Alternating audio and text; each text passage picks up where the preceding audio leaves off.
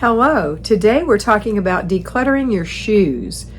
Most of us have too many shoes. Some of us wear the same ones over and over again, but there are others in the closet we're just not wearing.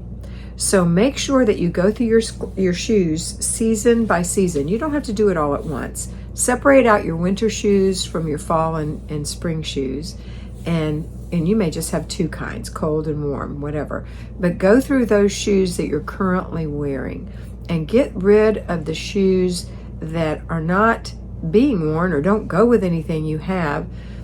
Some of us have bought the cutest shoes over the years and they don't go with anything. And so no matter if they're cute, they're sitting in the closet. Nobody's wearing them. Give them away. Limit yourself to the shoes that you wear, that fit you well, that look good, and that go with your clothes.